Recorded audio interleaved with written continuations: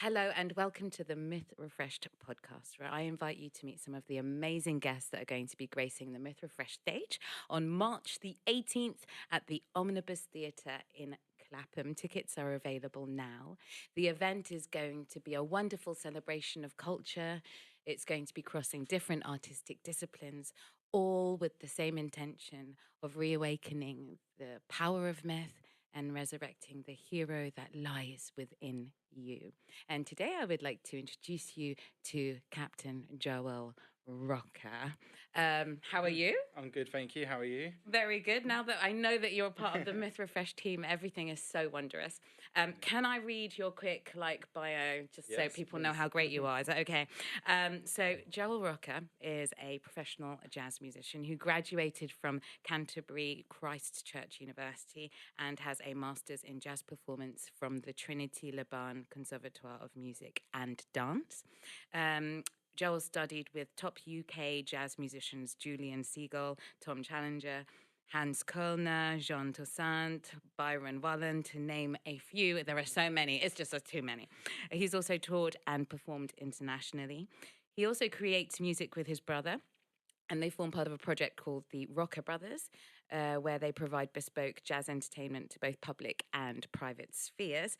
But he also hosts a residency at in Whitechapel. Yeah? Mm-hmm. What's the venue? We have two, actually. Now. Oh, we have look one at you. in Whitechapel at the London Hospital Tavern, and one at room 91 Living Room. And what days are they? So they're both monthly residencies. They change, so we post it on social media. Okay. But yeah, normally every other Wednesday. Cool. Then we'll have a link for that as well. He's also an instrumental music teacher, and I actually met Joel at the International Jazz Summer School, where he is one of the most amazing teaching assistants in the world. But he's also an outstanding jazz musician who's totally representing the London jazz scene. Hello and welcome, that was darling. So lovely and Joel. very... How are you? Thank you for coming. Thank you for coming so much. My pleasure to be here. Is it okay if I grill you? Go on then. Okay, I'm so excited. So what instrument do you play? So I play the tenor saxophone. I also play piano and other woodwind instruments, but tenor saxophone is my main love. Okay. And has music always been a passion of yours, or is this something that you got into quite recently? Yeah, it's always been there. I think I started having lessons when I was about 7 or 8, and then it was just always part of my life. And then when you come to that age where it's like, what do I want to do with my life now? I finished education. It's like music has always been there. It's always been what makes me happy, and it's always been the one thing that I could do. So, followed its path. I secretly know your family. And I'm in awe of your roots because, well, number one, what's your heritage? So my heritage was born just north of London in the suburbs in Potters Bar. One of my granddads is from Trinidad. The other one's from Gibraltar. One of my nans is from Wembley, and the other one from Enfield. So it's a mixture of all sorts, and a lovely melting pot. In Filipino, we say halo halo, mix up. Was your household quite a musical household? It was. So one of my granddad who came over from Gibraltar, he was a flamenco musician, and as was my nan. So they were professional musicians for their life. My uncle was a musician. He's a musician, sorry. My aunt was a dancer. So even my parents were musicians, but it was always around and everywhere. So your parents weren't musicians? No, just very supportive, very artistic, and very, they loved it, and let it grow. Clearly, because both your siblings are both ridiculously musical as well, right? Yeah. So I got my brother who's a piano player and my sister who's a singer. Just yes to all of you. So this project that you're going to be presenting at Myth Refreshed, is this something that you've been doing for a long time?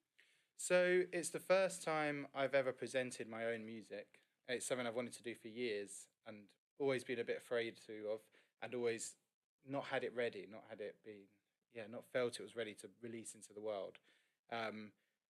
It's something that I've been working on for the last 3 or 4 years that's slowly grown, and it's finally ready to show people. That's a long time in the oven, babe. A long time in the oven. Okay, and can you tell us a bit about where it comes from? Where did this vision come from? So I've been composing and making music for years, but always been trying to improve it and really find my own voice and my own sound.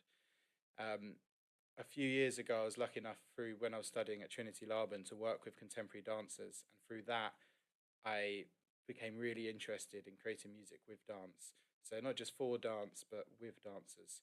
So this music it stemmed from my love of watching dance and wanting to be a dancer and be part of dance, but not having the facility to do that. So mixing the two together, and the whole project is about a collaborative dialogue in the live setting. So I've not just composed music for dance to be added onto, or it's not that I've seen choreography and created music for that, but it's something we influence each other on the spot in a live way.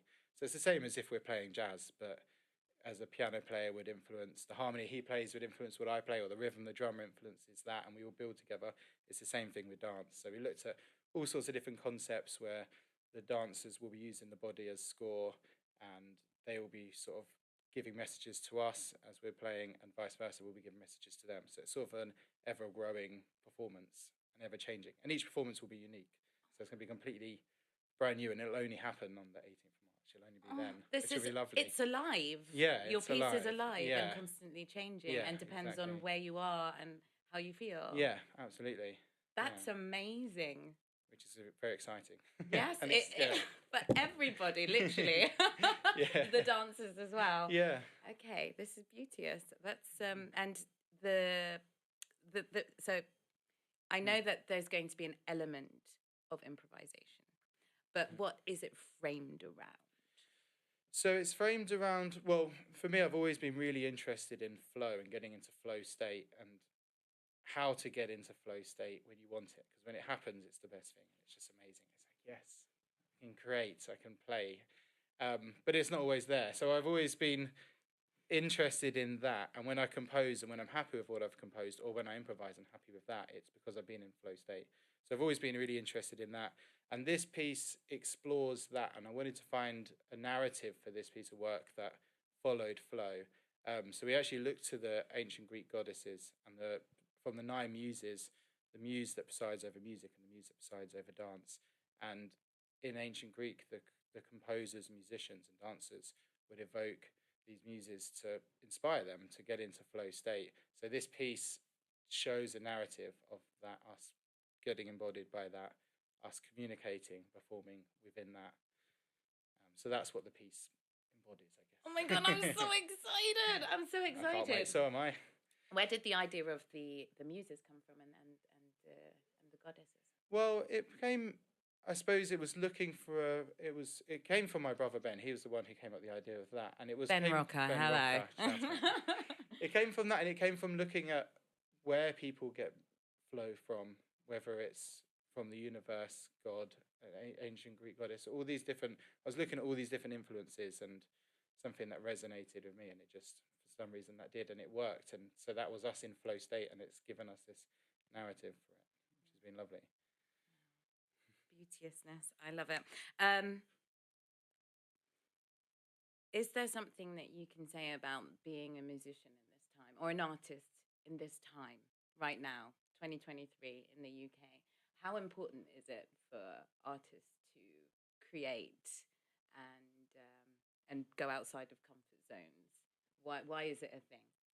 I think it's so important for me, having this space to put on what we're putting on. It's giving us a space to create something that's not just 30 seconds or a minute, or it's not designed to grab your attention as you're scrolling through TikTok or Instagram and just, right, this will work. Or it's not composing music that's fitting in 3.5 minutes following a certain formula.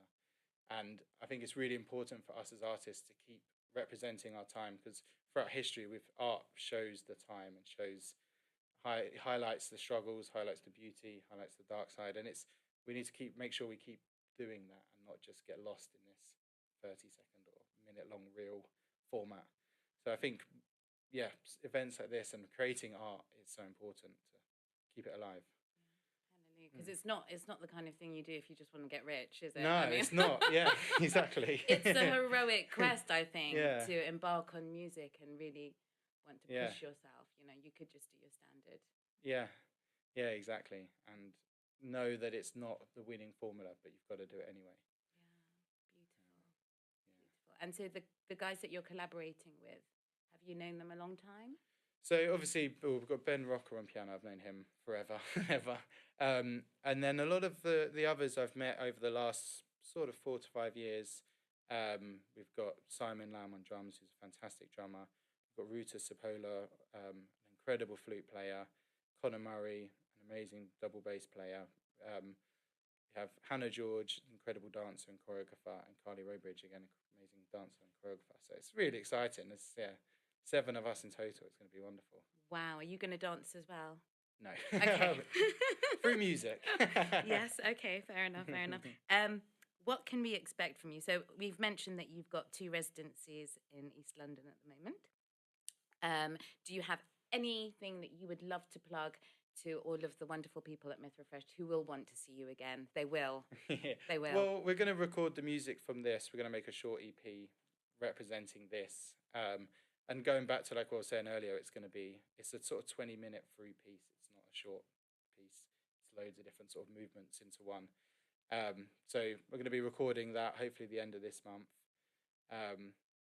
I've just spent the last couple of weeks recording with my brother. He's got 2 projects coming out in the sort of summer, autumn, so they'll both be released. So yeah, keep an eye out for that because I'm on all of that, which is really exciting. And other than that, just keep following me on social media, and I post when I'm playing live, which is a lot. So how do we find you on social media?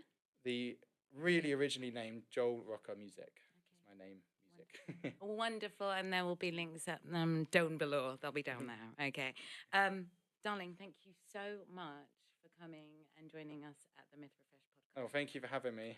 And thank I cannot you. wait. No, we can't wait to have you. It sounds so exciting. Like, it's going to be great. Yeah, for everyone. And I can't wait to see everyone else, and it's going to be such a wonderful night. Yeah, and the fact really that we excited. know that you're going to be playing off of each other, it adds a whole different dimension to the theatre. Thank you so much for being so creative and an absolute vessel of the divine. You're awesome. Thank you, darling. Myth Refreshed loves you. Thank you.